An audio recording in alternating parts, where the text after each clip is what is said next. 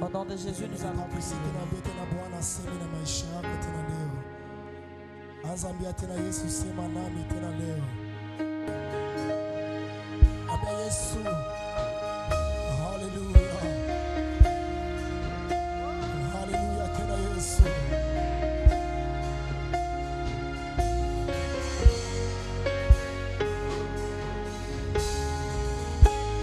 Ambia Bwana, muda wako ni mali hapa. Muda wako ni Imbe pamoja na korali, sema tu shuka na nguvu, shuka. Sema watu wako tunangojea, watu wako tunangojea. Ambia Bwana shuka atende mali hapa. Shuka na nguvu, shuka, shuka. Ambia tena Yesu, muda wake ni huu mali hapa. Muda wako ni Bwana. Shuka Baba, shuka na nguvu, shuka. Sema watu wako tunangojea. Shuka Yesu, shuka na nguvu, shuka, shuka. Tusirudi jinsi tulivyokuja. Mkono wako tena, tutambue uko hapo.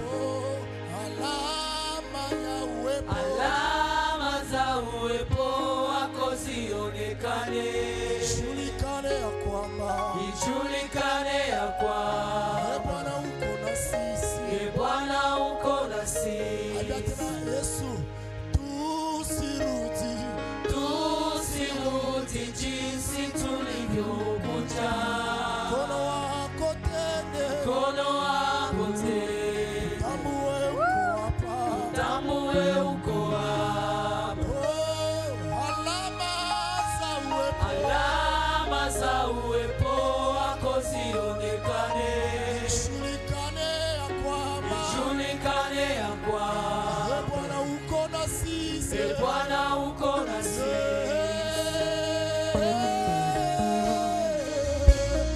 Azambia Bwana shuka tena utende mali hapa. Azambia Yesu shuka tena asubuhi ya leo. Tunaacha yako tena Bwana utende. Yahweh, ambia Bwana muda wako ni mali hapa. Muda wako ni Bwana. Shuka na nguvu, shuka na nguvu, shuka na nguvu, shuka. Watu wako tunangojea. Shuka Baba, shuka na nguvu, hali hapa. shuka.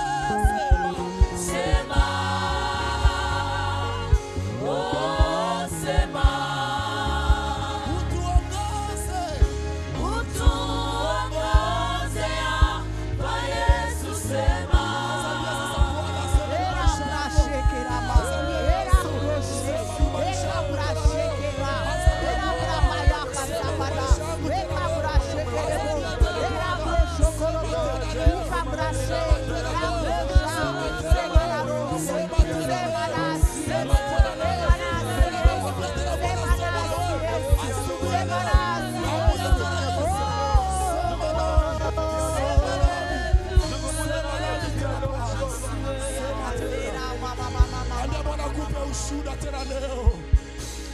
Utupe ushuhuda, tukupe jina mpya Sema tunayofanana. inayofanana na jinsi umejifunua. Ambia tena Yesu akupe ushuhuda leo. Utupe ushuhuda, Sema tu vile tukupe jina mpya inayofanana. inayofanana na jinsi umejifunua. Ambia tena Yesu utupe ushuhuda. Tupe ushuhuda, Utupe jina mpya tukupe jina mpya inayofanana. inayofanana na jinsi umejifunua. Utupe ushuhuda. Utupe ushuhuda, Utupe jina mpya tukupe jina mpya inayofanana inayofanana na jinsi umejifunua. Utupe ushuhuda. Utupe ushuhuda, Utupe jina mpya tukupe jina mpya inayofanana. inayofanana na jinsi umejifunua. Utupe ushuhuda, tukupe jina mpya inayofanana na jinsi umejifunua. Tena, oh, tena, Ujifunue mali hapa. ujifunue hapa Yesu tena. Sema leo Bwana, sema. Sema, oh, sema. Utuongoze. Jana tano hapa mbele Nous avons perdu beaucoup de temps, 5 personnes. tumepoteza muda nyingi kabisa. Nous n'avons pas perdu du temps. Hatuipoteza lakini hapana. L'esprit ne perd pas le temps. Na roho wa Bwana yapotezi Nous avons muda. gagné le temps. Tulifaidika zaidi. Nous avons gagné le temps. Tulifaidika zaidi. Sixième personne. Mtu wa sita akuwe mbio. Alléluia. Amina. Alléluia. Amen. Je suis votre sœur Mimi ni dada yenu de la famille Evangelical Restoration Church. wa jamaa la kiinjili la marekebisho. Je m'appelle Jemima, Kwa majina naitwa Mama Jemima, Mama Jemima, Pasteur Jemima. mchungaji Jemima. Ici c'est ma famille, Hapa ni ndani ya c'est chez jamaa. moi, Ni kwetu. donc je suis au milieu de vous. Kumbe leo katikati yenu. Je ne vais pas me présenter. Sitajionesha tena. Je suis mariée Mimi nafunga ndoa. au bishop Daniel Na mimi ni Yobokimana. mke wa Bishop Daniel Je suis mère de Yobokimana. 3 enfants, Ninakuwa mama wa watoto 3. mais aussi je suis mère à Evangelical, à votre Lakini paroisse sœur, niko tena mama mkanisa yenu. la paroisse sœur de Carmel Andosho. Hiyo kanisa Evangelical Restoration yetu Church ya Andosho. ERC Carmel ambayo inapatikana Ndosho. Je ne suis pas venue seule, Sikuja peke yangu. je suis venue accompagnée Nilisindikizwa par mes fils, mes enfants. na Ils watoto vont se wangu. lever. Wanaweza simama kwenye wiko. Wow. Alléluia. Wow. Et je voulais aussi vous dire merci Na nilipenda niwaambie asante. parce que vous m'avez donné ma fille Gloria. Mulinipatia binti wangu Gloria. Que Wow. Dieu vous bénisse. Mungu awabariki. Mon fils Joseph est parmi les leaders de mon église. Na mwana wangu Joseph naye ni mwongozi wa kanisa yetu. Un fils dont je suis très fière. Na ni mwana ambaye nampenda sana. J'ai beaucoup prié pour son épouse. Niliomba sana juu ya mke wake. Je disais, Seigneur, donne-moi une fille qui sera comme mon fils. Na nilikuwa nasema Bwana nipe binti ambaye atakuwa sawa vile mwana wangu. Et je suis choquée positivement. Na nilishangazwa muhali nzuri. Vous m'avez envoyé une bombe là-bas. Mukanitumia bomu. Alléluia. Amina. Donc je vous dis merci. Kumbe nawaambia na nyinyi Je suis asante. très fière de Gloria. Napenda sana Je Gloria. l'aime. Nampenda. Nous l'avons adoptée. Tumemlea. Et regardez comment mon fils a grossi. Na muone kisha Vous sasa mwana wangu comprenez l'histoire. amenenepa. Ils peuvent s'asseoir. Mnaweza keti. Et donc, je dis merci au pasteur Grace, Nasema asante kwa mchungaji Grace, au pasteur Ushai, kwa mchungaji Ushai vile vile. au comité paroissial qui travaille avec eux, Na kikundi yote ambayo natumika naye de m'avoir favorisé de cette manière. kwa kuniweka mwa hii hali ya niko ndani. C'est une faveur. Ni kibali kabisa. Maintenant, nous avons gagné beaucoup de temps avec le Saint-Esprit. Tumefaidika wakati nyingi na Roho Mtakatifu. Et donc, ceci va m'aider à Je bénis le Seigneur aussi pour cet homme. Na mbariki Bwana juu ya huyu baba.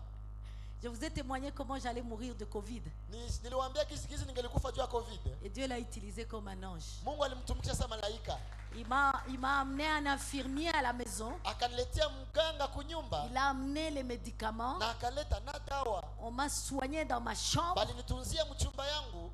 Il a mis des clous comme ça au-dessus de mon lit. Na akapiga misumari yule kitanda hivi. Et on me perfusait.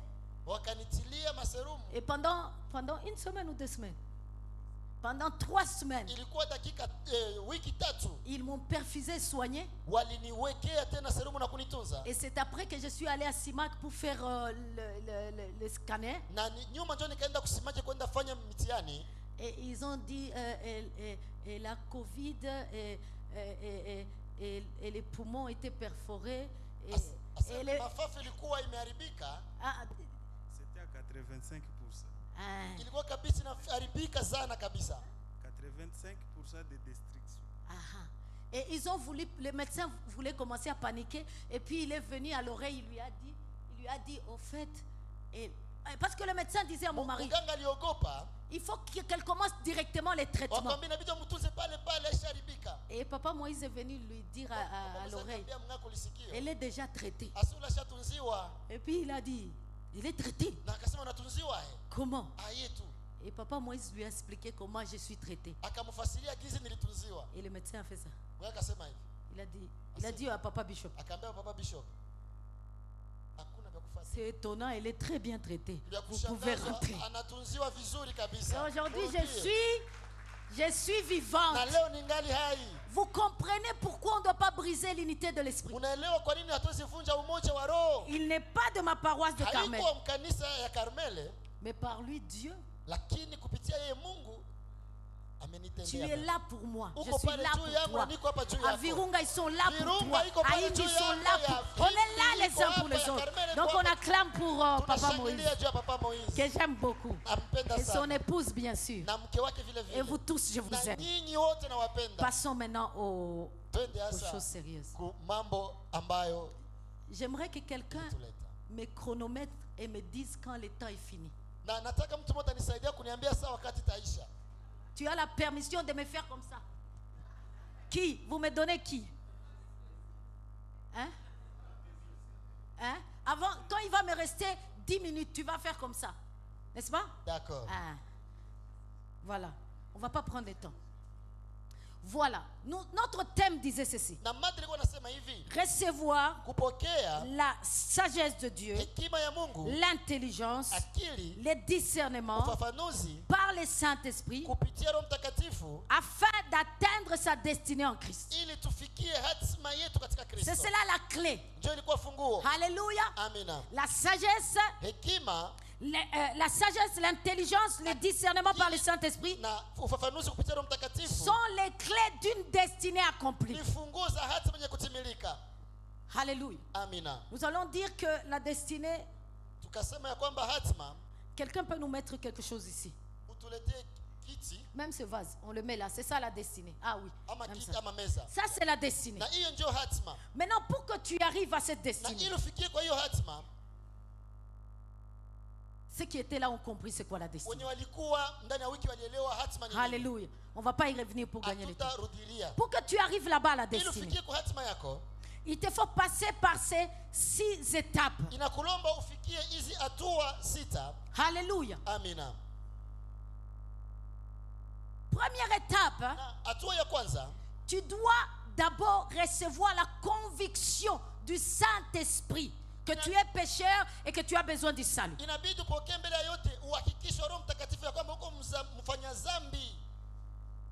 Ça c'est la correction de l'esprit qu'il m'a donnée. Il m'a dit, quelqu'un qui n'est pas dans le salut ne peut pas arriver à sa destinée. Donc tu reçois la conviction du Saint-Esprit que tu es pécheur et que tu dois être sauvé. Quand le Saint-Esprit viendra, il vous convaincra du péché. Deuxième niveau, tu dois recevoir la révélation de ta destinée en Christ. inabidi upokee ufunuo wa hatima yako katika Kristo. Alléluia. Amina. La Bible est en train de dire ceci. Biblia inasema hivi, Nous sommes son ouvrage en Christ sisi tuko chombo yake et a été créé pour de bonnes œuvres. na tumeumbwa kwa mambo mazuri. Donc quand tu reçois Jésus ici, Unapokea Yesu hapa, tu deviens l'ouvrage de Dieu en Christ unakuwa chombo cha Mungu katika Kristo pour accomplir de bonnes œuvres. ili utimize mambo mazuri. Tu deviens l'ouvrage de Dieu en Christ Unakuwa chombo ya Mungu katika Kristo. pour cette destinée-là. Kwa hiyo hatima kule. Alléluia. Amina. Maintenant, à ce niveau, Na hapa le Saint-Esprit qui t'a fait recevoir Christ, Roho Mtakatifu alikuleta upokee Kristo, il vient te révéler anakufunulia sasa le plan de Dieu pour ta vie. mipango za Mungu juu ya maisha yako.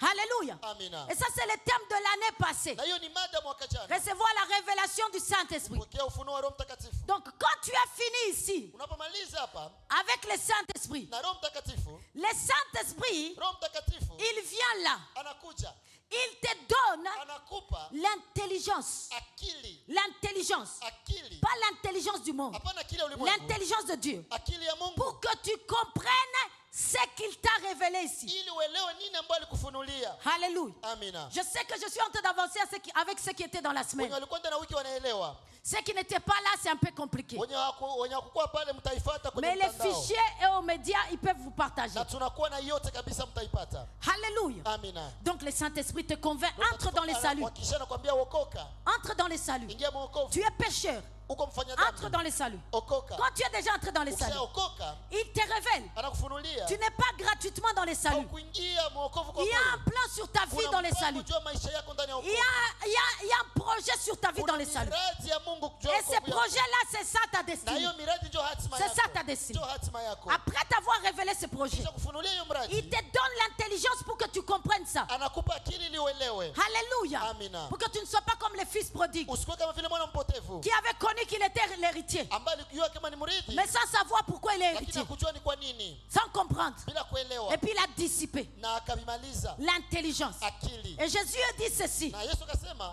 si quelqu'un reçoit une parole du royaume, kama mtu anapokea ufalme Et ne la neno ya comprend ufalme pas. na haielewe, le malin va venir voler. ole takuya iba. Alléluia. Amen. Et donc ici, Na hapa après que tu aies reçu la révélation, kisha kupokea ufunuo, le Saint-Esprit Roho Mtakatifu se fait l'effort de te faire comprendre anaweka nguvu uelewe, en déposant en toi l'intelligence divine. akiweka ndani mwako akili ya kimungu. Non seulement l'intelligence pour que tu comprennes cette vision, Hapana tu akili juu uelewe maono, mais l'intelligence pour que tu puisses résoudre les défis qui vont venir par rapport à cette vision. akili ambayo itakusukuma ulete suluhisho kushida ambayo zitambatana na maono. On est ensemble. Amina. Quand vous êtes très calme, je crois que vous ne comprenez pas. Wakati mko Vous comprenez? kimya, mnaelewa. Donc ici à l'intelligence, Na hapa kwa akili, l'intelligence divine vise deux akili objectifs. inatafuta lengo mbili. Te faire comprendre ta destinée veut dire quoi? Kusukuma uelewe kama hatima yako inamaanisha nini. Joseph, quand tu as vu dans la vision tes frères, ta famille s'agenouiller comme ça veut dire quoi? Yusufu sana na mumaono wa ndugu zako wanapiga magoti inamaanisha nini? Ça ne veut pas dire tu seras grand, tu les écraseras. Haikusema sema utakomaa kisha wakanyange. Ça veut dire tu seras leur sauveur. Tu seras grand pour les porter et les sauver de la mort. Uliwa juu uwaokoe. Ça, c'est l'intelligence qui te donne. Hiyo ni akili ndio anakupa. Si tu t'arrêtes là avec l'esprit, Ishia pale na roho, tu ne reçois que la vision où il s'agenouille. unapata maono ambao wanakusujuda ama kupigia magoti. Et tu peux l'interpréter comme tu veux. Unazifasiria kizo unataka. Tu peux croire que c'est pour devenir powerful et les écraser. mtu mkubwa ili wakanyange na kuwaonea. Alléluia. Amina. Mais si l'esprit arrive là, Lakini roho akafika hapa, avec toi, na weye, il va déposer en toi l'intelligence pour comprendre. ataweka ndani mwako akili ili uelewe. Alléluia. Amina. Et cette intelligence Hii akili va faire que tu vas relever les défis de cette destinée. itasukuma uweze leta jibu kwa changamoto za Quel était le défi de Joseph? na changamoto sifu ilikuwa nini? Il avait le défi de haïr ses frères et de se venger. Ilibidi achukie ndugu zake na kujilipishia kisasi. Mais parce que l'intelligence lui avait aidé à comprendre la vision. Lakini juu akili ilimsaidia kuelewa maono, Que ce que je serai, c'est pour eux. ile menda kuwa ni juu yao, Il ne les a pas haïs. hakuwachukia. Il ne s'est pas vengé. Haku Si tu ne reçois pas l'intelligence de l'esprit, kama upokee akili ya roho, quelle que soit la révélation que tu as eue, haizuru ufunuo ambao ulipokea, quelles que soient les années que tu as fait dans les saluts, haizuru miaka ambayo ulifanya ndani ya wokovu, tu vas avoir du mal à comprendre pourquoi pourquoi tu es dans le salut. Et tu vas avoir du mal à relever les défis du salut. Alléluia. Après qu'il ait donné l'intelligence, le Saint-Esprit ne s'arrête pas. Il veut te donner la sagesse divine maintenant. Et la sagesse, il veut te donner, voilà. Yeah. On peut? Voilà. Il veut te donner maintenant la sagesse. Et la sagesse, nous avons vu que ce n'est rien d'autre que la formule divine pour que tu entres dans ta destinée. Ce n'est rien d'autre que les conseils de Dieu. Les conseils qui viennent de la sagesse divine. Les conseils qui ne viennent pas du monde. Les conseils qui ne viennent pas du standard mondain. Ces conseils-là, l'Esprit te le donne comme sagesse. Afin que ça te guide comme un GPS. Jusque-là. Alléluia. Alléluia. Amen. Donc ici, nous avions différencié la sagesse divine de la sagesse mondaine. En montrant que la sagesse mondaine ne nous mène pas vers notre destinée. Mais elle nous perd. Alléluia. Les GPS pour aller vers ta destinée, c'est la sagesse divine. Et nous avons résumé ça en un mot. La sagesse divine, c'est cette parole. Alléluia. Quand elle nous englobe nous tous. Mais quand elle te concerne toi, elle devient ton rhéma. Le rhéma de ta destinée. Le rhéma de ta destinée. Et nous avions vu que le rhéma de la destinée de Joseph, c'était d'être patient. D'être patient. De pardonner. D'aimer. Alléluia. Quel que soit le prix, Joseph devait pardonner. Parce que si Joseph allait haïr, au lieu d'être comme ça, il serait en train de faire comme ça. Donc les standards de la sagesse mondaine ne te font pas avancer vers ta destinée. T'éparpille, t'amène loin. Ça, c'est la sagesse divine. Après la sagesse divine, l'esprit ne s'arrête pas là. Il met en toi les discernements. Les discernements venant de Dieu. Les discernements ne venant pas de tes capacités intellectuelles de lire les chiffres économiques, les lignes économiques, les discernements qui ne te viennent pas des conseils qu'on t'avait donnés dans ta famille ou dans les milieux que tu viens. Les discernements qui viennent de Dieu, qui va t'aider à connaître ce qui est bon et ce qui est mauvais pour ta destinée.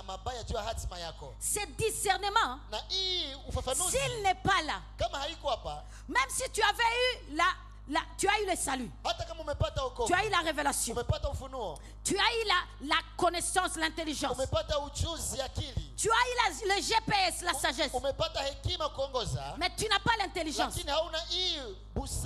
Il y a des éléments qui vont venir s'introduire dans ta vie et qui sont des éléments destructeurs de ta destinée. Si tu n'as pas l'intelligence, tu vas les adopter et ils vont détruire ta destinée. Alors le discernement, il vient pour te donner à faire le juste, faire un jugement qui est juste par rapport à ce qui est bon pour ta destinée et ce qui n'est pas bon pour ta destinée. Nous avons dit qu'il y a 5 éléments qui interviennent dans le discernement, dans l'accomplissement d'une destinée. Il y a l'esprit.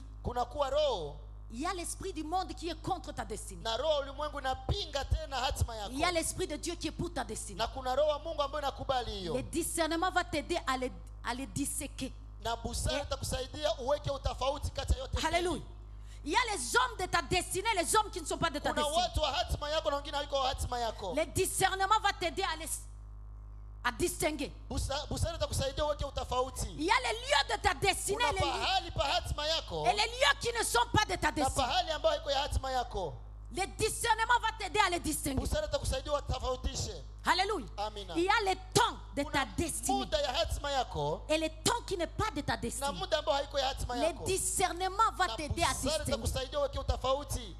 Il y a les Na circonstances kuna majira de ta destinée za hatima yako et ceux qui ne sont pas de na ta zenye destinée. haziko za hatima Le yako. discernement va t'aider à les Na distinguer. busara itakusaidia uzitofautishe. Mais si tu n'as pas le discernement, Na kama hauna tous ufafanuzi, ces éléments hii mambo yote vont venir entrer dans ta destinée zitakuya ingia mu hatima yako et tu ne sauras pas faire le choix. na hautaweza chagua. Et après les discernements, Na kisha il vient ce dont on va parler aujourd'hui. kuna kweli ambayo utazungumzia leo. Tu peux avoir tout cela, Unaweza kuwa na hivi vyote tout cela. vyote, Mais si tu n'es pas assez puissant na spirituellement, kama hauna nguvu za kimungu.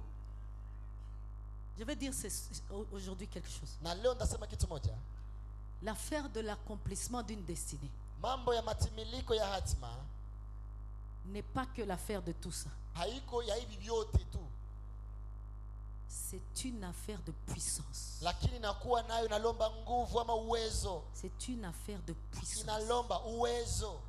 Ceux qui accomplissent leur destinée en Christ, Wenye wanatimiza hatima zao katika Kristo ils sont assez puissants wanakuwa na nguvu pour écraser la puissance contraire à l'accomplissement de leur destinée. ili waweze kuvunja hiyo uwezo ya kinyume na matimiliko ya hatima zao. Et c'est pour ça que ici, Na ndio maana hapa après que le Saint-Esprit ait mis tout ça en toi, kisha Roho wa Bwana kuweka yote, il va te revêtir de sa puissance. atakuvika sasa uwezo wake. C'est pour ça qu'il est écrit, Ndio maana imeandikwa, le Saint-Esprit Roho Mtakatifu conduisit Jésus akamwongoza Yesu dans le désert ndani ya jangwa pour qu'il soit éprouvé par l'ennemi. ili apimwe na adui, Et après cela, na kisha pale Jésus revenu du Yesu désert akatoka était kule revêtu de alikuwa la puissance du amevikwa na Saint-Esprit. uwezo wa Roho Et Mtakatifu sa renommée na s'est jina accrue. yake ikajulikana. Sans les revêtements, Bila kuvikwa, sans l'impactation de l'Esprit, bila kushawishiwa na Roho Mtakatifu, tu ne vas pas accomplir ta destinée. hautatimiza hatima yako. Et donc quand tu es revêtu de puissance, Wakati unavikwa na uwezo, tu viens saisir ta destinée. unashika hatima yako. Sasa Nous acclamons pour les bien-aimés. tunashangilia juu ya Maintenant, wapendwa. aujourd'hui, il me reste combien de minutes? Là, j'ai résumé la semaine. 10. 10. Ah, on va faire avec. Oh, peut-être 3 personnes vont revenir, on va faire avec et c'est fini. Wengine watatu watarudi. Vous reposez-vous, d'autres 3 personnes pour qu'on fasse vite. Vous vous levez, j'ai vu vous avez une bonne habitude ici Na de vous ona lever. mnakuwa na desturi mzuri ya Quand kushimama. on va lire plusieurs passages là. Tutasoma shairi nyingi. Est-ce que je peux avoir? Maintenant, aujourd'hui nous sommes là-bas au 6e élément.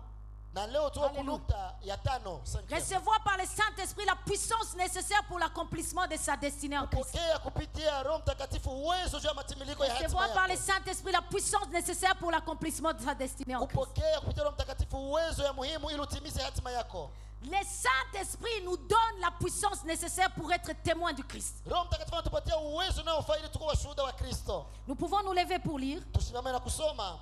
La Bible dit ceci. Biblia inasema, C'est par la foi que nous connaissons que le monde a été formé par la parole de Dieu, ni kwa imani ndio tunajua. Vous pouvez continuer pour gagner du temps. en sorte que ce qu'on voit n'a pas été fait de choses visibles. N'a pas été fait de choses visibles. Je peux avoir la suite? C'est tout pour cette partie. C'est la partie B seulement. C'est par la foi que nous reconnaissons que le monde a été fait par la parole de Dieu, en sorte que ce qu'on voit n'a pas été fait des choses visibles. En sorte que ce qu'on voit n'a pas été fait des choses visibles. Ile ambayo tunaona haikufanyika na mambo ya kuonekana. Le passage qui suit, Actes. Matendo ya Mitume 1:8. Mais vous recevrez une puissance, Nanyi mtapokea uwezo. le Saint-Esprit survenant sur Roho vous, Mtakatifu atakuja juu yenu. et vous serez mes témoins Mtakuwa washuhuda à Jérusalem, Yerusalema, dans toute la Judée, ndani ya Yudea yote, dans la Samarie ndani ya Samaria et jusqu'aux extrémités de la terre. na mwisho ya ulimwengu. Voilà. Maintenant, vous pouvez vous asseoir. Merci. tunaweza keti. Asante. La Bible nous dit ceci. Biblia inasema hivi, Que tout ce qui existe, yote ambayo iko, que nous voyons, yote ambayo tunaona provient de l'invisible. inatokea mwile ambayo hatuoni. Alléluia. Amina. Ça veut dire que cette destinée-là que Dieu t'a donné Inamaanisha hiyo hatima ambayo Mungu amekupa par sa grâce kupitia neema yake proviendra de l'invisible. inatokea kuile ambayo haionekane. Ça veut dire que ce que tu vis présentement, Ile ambayo unaishi leo c'est le résultat de l'invisible qui est en action dans ta vie. ni tukio ya ile ambayo haionekana ambayo inatenda ndani ya maisha yako. Est-ce que nous sommes en train d'aller ensemble? Tuko naenda pamoja. Si tu as la tête relevée, Kama kichwa chako inainuka, c'est le résultat de l'invisible qui agit dans ta vie. ni tukio ya visivyoonekana ambavyo viko natenda ndani ya maisha yako. Si tu as la tête courbée, Kama kichwa inashuka, c'est le résultat de l'invisible qui agit dans ta vie. ni tukio ya visivyoonekana ambavyo vinatenda maisha Ça veut yako. dire si tu seras dans ta destinée Kumbe ukakuwa ndani ya hatima yako, d'être témoin de Christ kukuwa mshuhuda wa Kristo à Jérusalem, Yerusalema, à Judée, Yudea en Samarie, na Samaria jusqu'aux extrémités de la terre, mpaka kumwisho ya dunia, cela dépendra de la spiritualité qui agit sur toi. hiyo itatokamana na maisha ya kiroho ambayo unatenda ndani mwako. Notre destinée, Hatima yetu c'est d'être témoin de Christ. ni kuwa washuhuda wa Kristo. Alléluia. Amina. Vous allez recevoir une puissance. La partie là, sixième partie, le garçon qui était là. Ule wa sita mwalikuwa pale, Vous allez recevoir une puissance mtapokea uwezo afin de devenir mes témoins. ili mkuwa washuhuda wangu. Lorsque le Saint-Esprit va venir, Wakati Roho atakuja, il va venir dans le but de déposer en vous une puissance atakuja kwa lengo ya kuweka uwezo qui va vous rendre capable ambao itawawezesha de devenir mes témoins kuwa washuhuda wangu dans le monde ndani ya ulimwengu où les choses visibles ambao mambo yakonekana résultent de l'invisible. inatokea visivyoonekana. Est-ce que vous me comprenez? Muko nanielewa? Alléluia. Amina. Alléluia. Amen. Et donc, Na kumbe être témoin du Christ, kuwa mshuhuda wa Kristo c'est être une preuve palpable ni kukuwa kioneleleo rasmi et irréfutable. na yenye hawezi katala, Une preuve palpable kuwa mfano et rasmi na irréfutable hawezi kataliwa que Christ est ce qu'il est et ya que kwamba Christ Kristo iko jinsi iko et qu'il est ce qu'il dit ou qu'il a dit. na iko jinsi anasema. Alléluia. Amina. Dans ta famille, Jamaa yako être témoin du Christ, kukuwa mshuhuda wa Kristo c'est être la preuve palpable ni kuonesha que Christ ya kwamba Kristo est ce qu'il dit. iko jinsi alisema. Vous vous souvenez que quand Christ parlait, Unakumbuka wakati Kristo alisema, à chaque fois il disait en vérité, alikuwa je anasema vous le kwa dis. kweli kweli nawaambia. Qu'est-ce que ça voulait dire? Inamaanisha nini? Ça voulait dire ce que je dis, c'est ça la vérité. Inamaanisha ile mimi nasema njoo Maintenant, kweli. c'est lui qui va prouver que c'est ça la vérité, c'est toi. Na mtaonesha kama njoo kweli C'est ta ni vie. wewe, ni maisha yako. C'est ça être témoin du Christ. Njoo kwa mshuhuda wa Donc Kristo. ta vie Maisha yako dit en vérité. inasema kwa kweli. Christ dit vrai. Kristo anasema kweli. Est-ce que quelqu'un m'écoute? Yes. En vérité, Kwa kweli kweli. Christ dit vrai. Kristo anasema kweli. De être témoin de Christ Kukuwa mshuhuda wa veut Kristo dire ceci. inamaanisha Christ est ce qu'il a dit qu'il est. kenye Kristo alisema iko.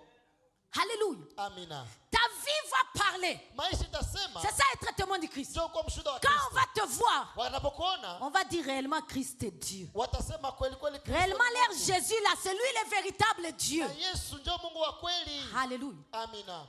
Quand ils vont voir ton business, Wakati wataona biashara quand ils yako, vont voir ta famille, wakati wataona jamaa quand ils vont yako, voir ton caractère, wakati wataona tabia yako, quand ils vont voir ton couple,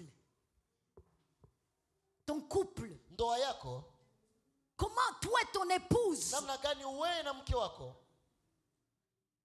ton couple va être témoin. ndoa yako itakuwa Si tu mshuhuda. reçois la puissance, Kama unapokea uwezo, c'est une affaire de puissance, bien-aimé. jambo la uwezo mpendwa, Ce qui fait que ton couple ne témoigne pas que Christ est Dieu, yenye inafanya ndoa yako isishuhudie c'est une Kristo affaire ni de Mungu. puissance qui agit au-dessus. Ni uwezo ambao unatumika ndani ya ndoa yenu. Ne gronde pas inutilement ta femme. Wewe usimtombokee mtu Si elle est insoumise, hein, kama il y anyenyekee. a une puissance d'insoumission qui la pousse. Moja inavunja hiyo Ne nyenyekevu. gronde pas ton mari. Usitombokee mume S'il ne t'aime pas, kama hakupenzi. alors que la Bible dit, Biblia inasema l'homme aimera sa femme comme Christ a aimé l'église. atapenda mke jinsi Kristo Si ça ne se passe pas comme ça, c'est parce qu'il y a une puissance spirituelle qui enlève l'amour dans son cœur.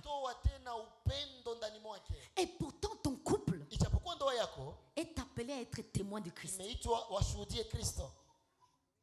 Ton couple est appelé à être témoin de Christ.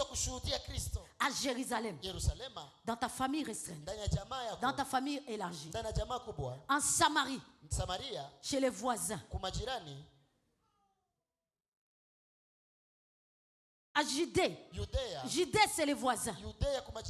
Samarie, c'est à l'étranger, jusqu'aux extrémités de la terre. La terre doit crier en disant Christ est réellement Dieu. Parce que nous voyons le couple de ce couple. Alléluia. La terre doit crier en disant Christ est réellement Dieu. L'or et l'argent lui appartiennent en voyant ton business.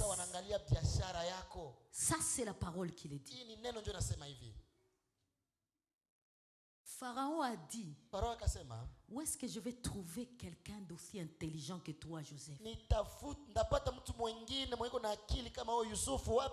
Tu seras au-dessus de tout le monde dans cette nation. Où tu es esclave. Où tu es esclave. Là où tu es esclave. Le pharaon te dit, ton bourreau, tu seras au-dessus de tout le monde dans cette nation, sauf seulement moi. Ça veut dire que cet homme était plus riche que tout le monde en Égypte, sauf le pharaon. Et il a été témoin de la grandeur, de la richesse, de la capacité de Dieu. Mais parce qu'il était rempli de l'esprit. Et le pharaon l'a dit. Où trouverons-nous un homme rempli de l'esprit de Dieu comme toi? C'est pas pour sa beauté qu'il a été témoin de la grandeur du Dieu d'Israël. C'est pour sa puissance. Dans ce monde, il s'agit de puissance. Soit la puissance des ténèbres, soit la puissance de Dieu. Et beaucoup de gens croient qu'être témoin de Christ, c'est évangéliser. Seulement. Être témoin de Christ, c'est tous les aspects de ta vie. Tes études doivent parler et dire Christ est Dieu. Amen. Alléluia. Amen. Jusque là on est ensemble. Maintenant, pour que le Saint-Esprit te fasse arriver à ce niveau-là, d'être revêtu du Saint-Esprit, et tu établis. Toi, il te remplit. Et c'est pas toi, tu établis ta destinée. Jésus a établi sa destinée après avoir été rempli du Saint-Esprit. La Bible dit partout où il allait, des prodiges et des miracles s'accomplissaient. Et sa renommée était devenue grande. C'était lui qui était en action. Alléluia. La puissance du Saint-Esprit va venir sur toi. Et toi, le Saint-Esprit en toi va établir ta destinée. Maintenant cela demande 3 niveaux de collaboration avec l'Esprit de Dieu pour que tu arrives à ça. Alléluia. Alléluia. Le premier niveau, le Saint-Esprit va vouloir devenir ton conducteur. Tu ne peux pas arriver au revêtement si tu n'es pas conduit par l'Esprit de Dieu. La Bible est en train de dire ceci.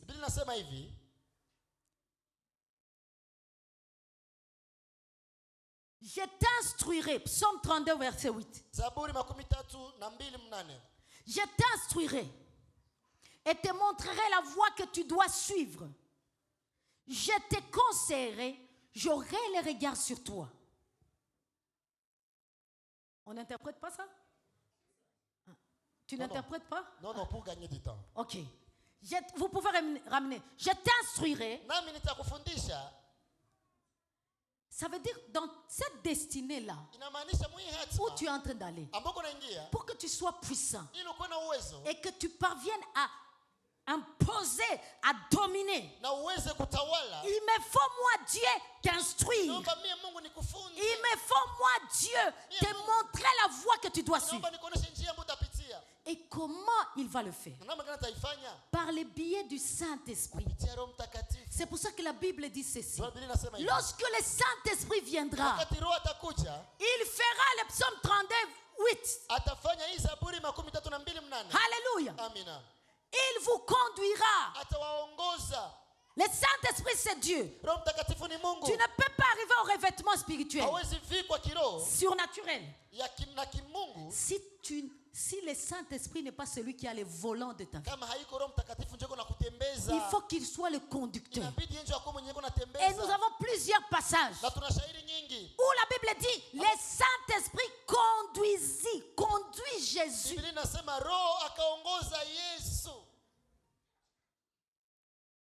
Quelle est la grandeur que nous avons qui soit au-delà de celui de Christ pour que le Saint-Esprit ne nous conduise pas?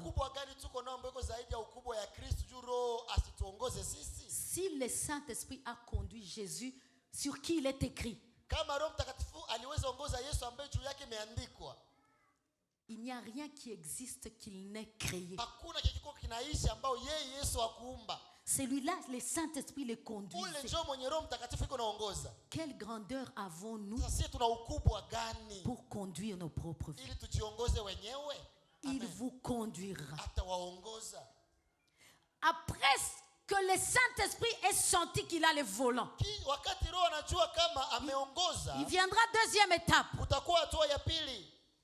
Le Saint-Esprit te préparera. Alléluia. Le Saint-Esprit ne révèle pas quelqu'un qui n'est pas préparé. Le Saint-Esprit appelle les personnes informes et vides.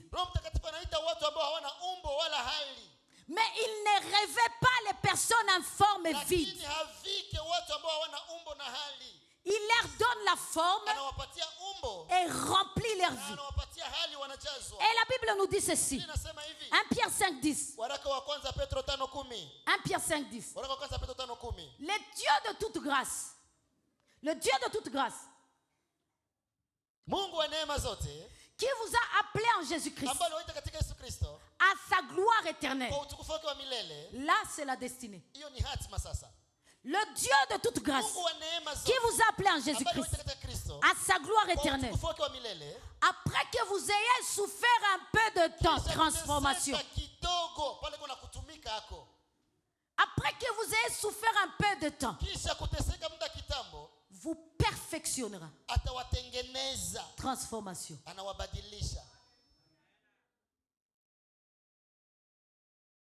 Et il vous perfectionnera lui-même. Lui-même, c'est l'esprit. La Bible dit, or le Seigneur, c'est l'esprit. Peuple de Dieu, notre Seigneur, c'est l'esprit. On dit, il te perfectionnera pour ta destinée. Il te perfectionnera avant que tu reçoives les revêtements. Lui-même, le Saint-Esprit. Il n'enverra pas un ange. Lui-même. Il vous affermira. Atasimamisha sainteté, sanctification. Il va affermir la sainteté en toi. Atasimamisha humilité. Il va révéler ou relever l'humilité en toi. Il va affermir la crainte de Dieu. Ataimarisha na kusimamisha woga wa Mungu ndani mwako.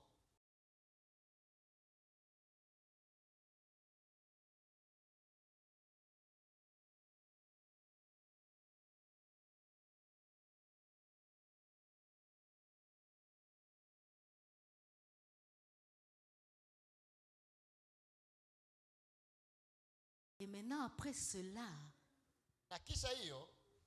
il vous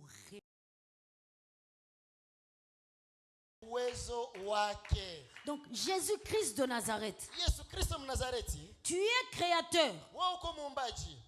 Mais en ce qui concerne la destinée, c'est moi l'esprit qui fait le tout. Tu ne peux pas sauter de cette étape à l'étape du revêtement. Bien que tu es Dieu, tu as tout créé. Donc moi, je vais te conduire. C'est pour ça que Jésus a dit, je ne fais rien que je n'ai vu au Père. Jésus ne se conduisait pas. C'est pour ça que quand Marie de Béthanie et sa sœur lui disent de venir pour ressusciter Lazare, le premier jour, il ne vient pas. Parce qu'il était conduit par l'Esprit. Ce n'était pas lui qui décidait quand est-ce qu'il va. Alléluia. C'est le Saint-Esprit. Après, le Saint-Esprit dit ceci. Je dois transformer, perfectionner. C'est pour ça que les renards auront des tanières, mais toi, tu n'auras pas de toit où mettre ta tête. C'est pour ça qu'on va t'humilier. Pourtant, tu es Dieu. Et ta créature, Jean le Baptiste, va te baptiser même. Transformation, perfectionnement. Et ça ne va pas s'arrêter là. Je vais te faire passer par... Je vais te faire passer, on retourne encore ici. Ça c'est grave. Ça. La créature là qui t'avait combattu au ciel. Que tu avais créé qui t'a désobéi là. La créature impure là. Va te tenter toi qui es son Dieu. Toi tu es qui pour me parler de cette manière? C'est comme ça que nous parlons. Tu me parles à moi ton pasteur comme ça. Tu sais qui je suis?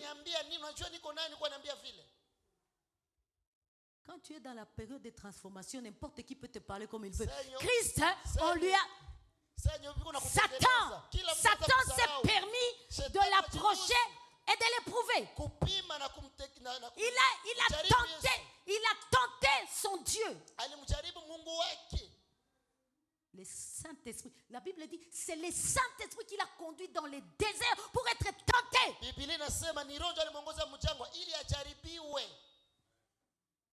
Alléluia. Amen.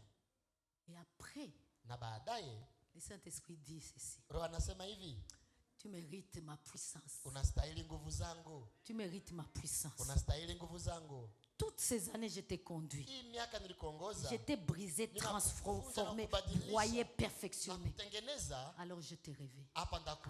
Nous sommes devenus une église qui veut l'onction. Nous voulons la puissance. Mais nous ne voulons pas du conducteur, ni de sa transformation. Les deux éléments ici nous amènent au revêtement. Suis-moi très calmement. Ces deux éléments, être conduit par le Saint-Esprit, ça veut dire être soumis à lui. C'est laisser être transformé en lui. Sont les deux conditions inévitables pour arriver au revêtement. Le revêtement étant une condition ultime sans laquelle personne ne peut accomplir sa destinée. On n'accomplit pas sa destinée par la chair et le sang. On n'accomplit pas la destinée d'une église par la chair et le sang. On n'accomplit pas la destinée divine par soi-même. On accomplit la destinée divine par la puissance du Saint-Esprit. Parce que là où Dieu nous a envoyés pour accomplir nos destinées, bouge ton ami et dis-lui, c'est déjà occupé. ton canal là, Kanani yako où tu vas, kwenye uko naenda est déjà occupé. kuna watu, Il y a des Amalécites, kuna Wamaleki kule, il y a des Anaks. kuna Waanaki kule. On t'a dit c'est une terre où coule le lait et le miel. Walikwambia ni nchi ambayo tiririka Tu katika vivras maziwa. heureux. Utaishi na furaha Mais yote. bien aimé, Lakini mpendwa, si tu n'es pas revêtu de puissance, vikwe na nguvu, au lieu de dominer à Canaan, utawale kule, tu seras dominé. wengi utatawaliwa, Tu seras dominé. utatawaliwa. Voilà pourquoi, Ndio maana des fois même nos destinées ingine wakati hatima zetu tardent à se réaliser. zinachelewa kutimilika. C'est l'esprit qui te garde comme ça. Ni roho ndio anakuchunga C'est vile. l'esprit qui te préserve. Roho anakukinga. C'est l'esprit qui te préserve. Roho anakukinga. Pour dire ceci, Kwa kusema nini? je ne vais pas t'amener vite chez les Amalécites Kubeba kwa Amaleki vile. sans la force Na hauna nguvu. pour que tu les domines. Juu utawale. Parce que si tu ne peux pas les dominer, Kama hutaweza ils watawala. vont te dominer. Wale watakutawala. Je ne vais pas vite t'amener dans ton couple Kubeba mundoa yako. sans que tu ne sois pas encore revêtu. Na uyavikwa. Et dominer l'esprit de divorce. Na kutawala. Et dominer l'esprit d'infidélité dans les couples. Kukosa uaminifu mundoa. Si je t'y amène, Na kubeba vile. et si tu ne peux pas dominer l'esprit de Na division, hautatawala hiyo matengano. de divorce, Na talaka. il va te dominer. Avyo ndio vitakutawala. Et je vais parler à ceux qui, que Dieu vous bénisse, vous pouvez Mungu partir. awabariki, mnaweza Et je rudi. clôture. Namaliza. Je vais parler à ceux qui précipitent l'accomplissement de leur destinée. Nataka zungumza na wale ambao wanakimbiza, wanapenda matimiliko ya hatima yao ifike mbio mbio. Il y a un danger. Kunakuwa hasara. Il y a un danger pour toi. Kuna hasara juu yako. Parce que si tu n'as pas la capacité de dominer, Kwa sababu kama hauna uwezo wa kutawala, qui est donné par comment je veux dire, qui est donné par le fait que l'esprit te dirige ambayo imepewa na hiyo kiwango ambao roho ndio anakuongoza. et le fait que l'esprit t'a brisé, Na roho amekutengeneza, tu vas être dominé dans cette destinée-là Kumbe que tu précipites. utatawaliwa mwa hiyo hatima ambayo unakimbiza. Tu vas être dominé dans ce ministère-là. Utatawaliwa mwa hiyo huduma ambayo unapenda kuye Ne mbio. précipite pas un ministère dont tu n'as pas la capacité. Usikimbize ama kufanya huduma ikuye mbio na hauyakuwa na uwezo. C'est pour ça qu'il y a beaucoup d'hommes de Dieu Ndio maana watumishi wa Mungu wengi qui causent la honte du royaume. maintenant. wanapatisha ufalme haya. C'est une affaire de puissance et de Ni domination. jambo ya nguvu na utawala. Quand tu vas vers le camp de l'ennemi, Ukienda mkambi ya adui, sache que tu as la capacité de dominer. hakikisha kwamba una uwezo ya kutawala. Si tu n'as pas cette Kama capacité, yuna una hiyo on uwezo, va te dominer et watakutawala tu vas causer la honte. na utaleta haya Au lieu d'être témoin, kuliko kuwa mshuhuda. le diable change cette destinée Shetani anabadilisha hatima yako qui devait être de témoigner Christ, ambayo ingelikuwa ya kushuhudia Kristo, de glorifier Christ. kumtukuza Kristo. Cette destinée devient de mépriser Christ, Hiyo hatima inakuwa kumdharaulisha Kristo de causer la honte à Christ. na kupatia Kristo haya. Quand le Saint-Esprit tarde, Wakati Roho Mtakatifu anachelewa, cherche-le. wewe umtafute Pose-lui la na question. umuulize, Pourquoi ça tarde pour mon kwa mariage? nini vinachelewa juu ya ndoa? Est-ce que vous imaginez une jeune fille de la chorale dont le mari divorce parce qu'elle a été infidèle? Ce Ufikiri n'est plus le témoignage de Christ. binti ni wa mkwaya, lakini wanapata talaka juu alikosa uaminifu. Ce n'est plus le témoignage, ça devient la honte. Hiyo haiko tena ushuhuda wa Kristo na kuwa kuletea Kristo aibu. Vous vous imaginez un pasteur Fikiri mchungaji dont la destinée est d'être l'image du véritable pasteur, Jésus-Christ, ambao maisha yake ni kukuwa picha mchungaji wa kweli ambaye ni Yesu face aux brebis. mbele ya kondoo, Leur montre l'image d'un loup. kisha anaonesha picha ya mwana kondoo. Leur montre l'image d'un loup. Anaonesha picha ya mbwa mwitu. Un loup, c'est un ravisseur. Mbwa mwitu ni mwenye kurarua. Il ravit votre argent. Anararua pesa, Il ravit vos belles filles. anararua wabinti warembo wote, Il ravit même vos femmes. anararua hata wanawake wenu. Est-ce que ça c'est un témoignage? Na ili nakuwa basi ushuhuda. Ce que j'ai enseigné cette semaine Yenye nilifundisha hii wiki va faire de toi, itakufanya wewe, va te permettre itakuruhusu d'être la fierté du royaume. ukuwe furaha ya ufalme. Amen. Mais ça va demander tous les prix qu'on a na vus. italomba gharama yote ambayo tulionyesha. Paye ces prix-là Lipa tu hiyo gharama pour rendre fier Jésus-Christ. ili umfurahishe Yesu Kristo. Par ton couple, Ndani ya ndoa, par ton ministère, ndani ya huduma, par ton business, ndani ya biashara, par tes études, ndani ya masomo, par vos mariages jeunes filles. ndani ya mandoa zenu wa binti. Il m'arrive par moments Na ngine wakati anifikiaka, que mon mari me dise, mume ananiambia, je suis heureux nafurahi de t'avoir comme femme. kuwa na wewe kama vile mke. Il arrive Inafikaka wakati et j'entends l'esprit. na nasikia roho Merci de témoigner de moi auprès de ananiambia ton mari. asante kwa kunishuhudia.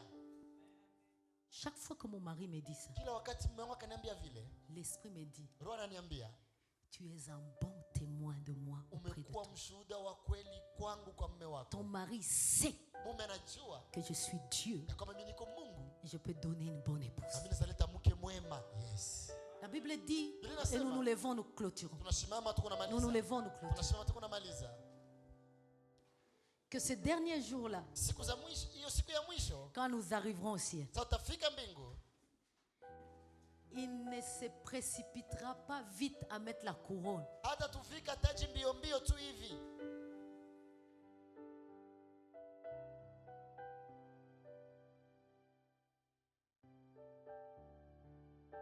Il nous serrera la main. Hata tumpatia kwanza mkono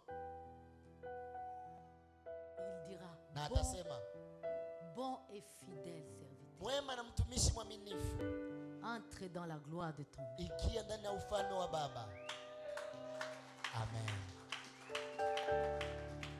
Je vis tous les jours pour ce jour-là. Naishi kila siku juu nione hiyo siku.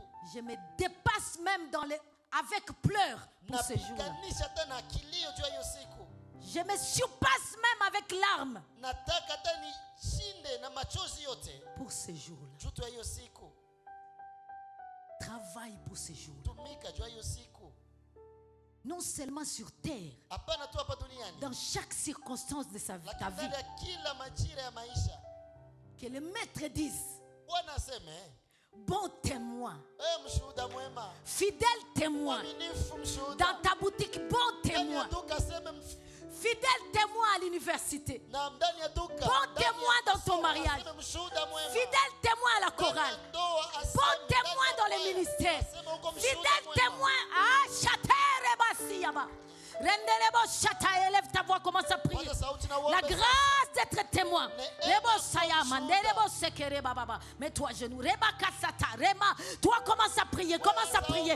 La grâce d'être témoin. Chandereba, Rikeya Masete, Reka, Riba Baba. Élève ta voix, élève ta voix. Appelle cette grâce, appelle cette grâce. Notre destinée est à témoigner du Christ, à glorifier le nom du Christ, à donner gloire au nom du Christ, à faire savoir que Jésus-Christ est Dieu, à faire savoir qu'il est le seul, à faire savoir qu'il nous a ayandere. Parle en langue, parle en langue, parle en langue, parle en langue.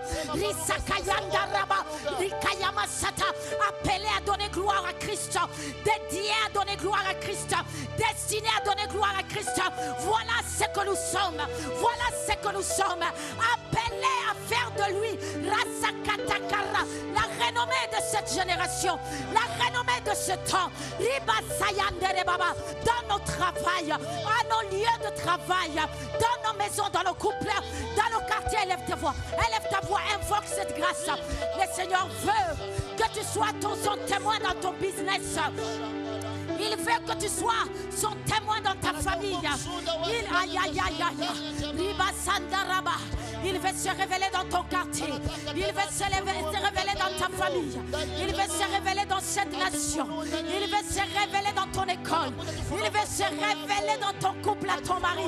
Au travers de toi, il veut se révéler à ton mari. Au travers de toi, il veut se révéler à ton épouse. Au travers Ayasanda Rakayaba, Ribaba Yenda Rakasata, Rengarabasata, Rekayakata, Rabakata. Appelle cette grâce. Cette grâce nous a accompagnés cette semaine.